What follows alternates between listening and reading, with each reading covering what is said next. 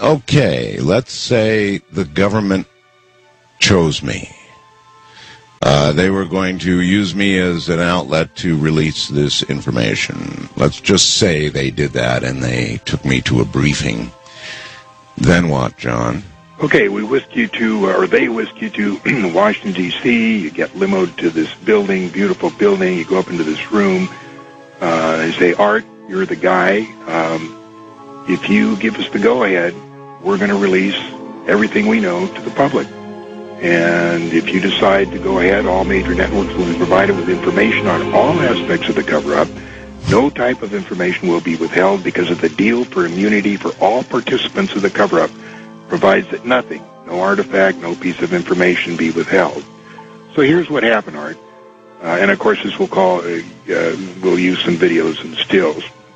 Our first UFO recoveries were in the late 30s. We made a couple in the beginning of the 40s, and then came Roswell, which the public found out about. We got 2 live aliens from Roswell. One died shortly thereafter. One lived until 1956. And we found out that so far there are 18 different alien species that we know about monitoring Earth. Some are good, some are hostile. Most are indifferent.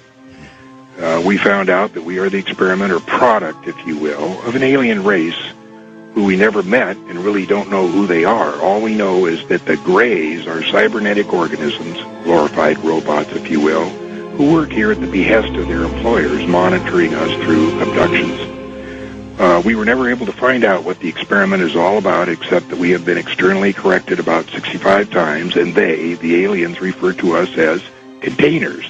There has been speculation that the souls our bodies contains is the reason for the experiment, but nothing has been proven or determined. Since 1938, we have lost over 200 aircraft to UFO hostilities and thousands of soldiers in all kinds of different kinds of action with aliens. Since that time, several 100,000 civilians have disappeared with no trace. Several thousand were eliminated by us because of their chance encounters with aliens, which we could ill afford to have publicized.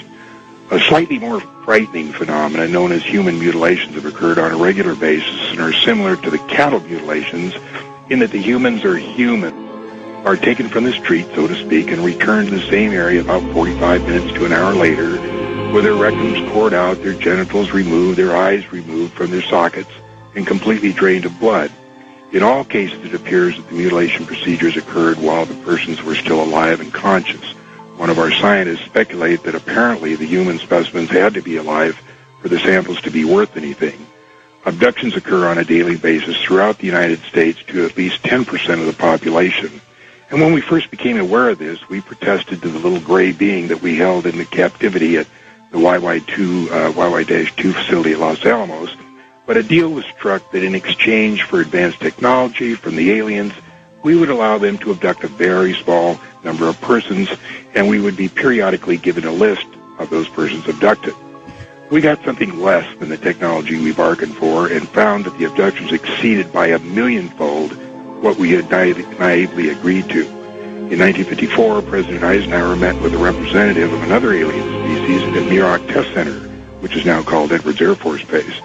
This alien suggested that they could help us get rid of the Greys, but Eisenhower turned down their offer because they offered no technology. At this point, it became apparent to all involved that there was no such thing as a God, at least as the public perceives God. Certainly some kind of computer recorder stores information, and an occasional miracle is displayed by the aliens to influence a religious event.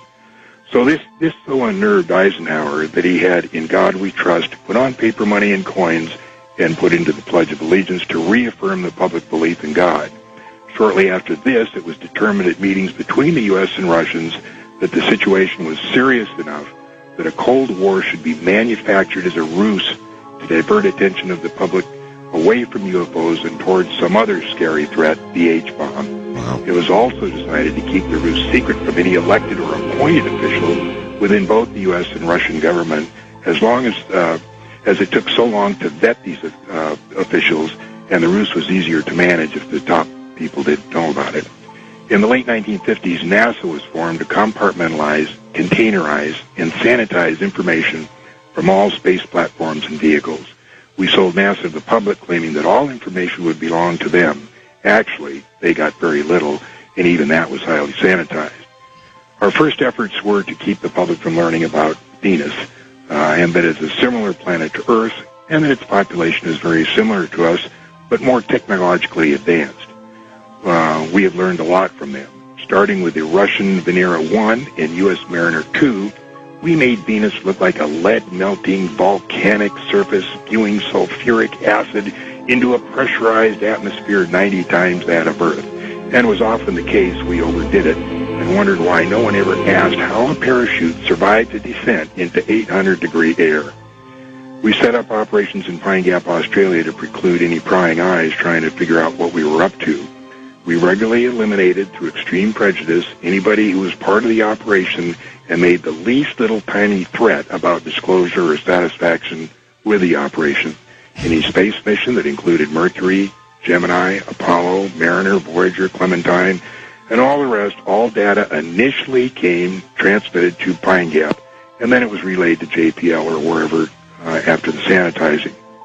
We had a little trouble with amateur radio operators, but we figured out when they figured out how they could intercept these signals, but we managed to deal with that. When the Russian threat began to fade, we introduced Vietnam, which kept the public occupied for over 10 years. The cover-up and the personnel to run the operation began to get bigger and bigger and required more and more money. We were enforced to inflate the defense budget, which soon was not enough. Then we got into the drug business, which was still not enough. We were the ones that looted the savings and loan industry and Wall Street to boot. It is so out of control now, most people want immunity and want out. But there is so much secrecy and so many double and triple blinds in place that it is unlikely that this thing can ever be dismantled. And even if you give us the go-ahead to spill the beans to the public, it's unlikely they will get anything more than, yes, we recovered a flying saucer, and yes, there was an occupant, but that's all we're going to tell you. So go ahead and roll the tape for Mr. Bell. What you see here are the human mutilations look like. That one was a male about 27 years old. Now that film is of dead aliens being pulled from the wreckage of their craft that crashed in Atlanta, California in the 50s. That craft you see over there was over 250 feet in diameter and had to be buried on the spot. That site is in Utah near Dugway Proving Grounds. The object that you're looking at now is the Kecksburg Acorn, which was brought to Wright Pat in the middle 60s. There's Frank Drake trying to force information out of a being tied down to that stretcher.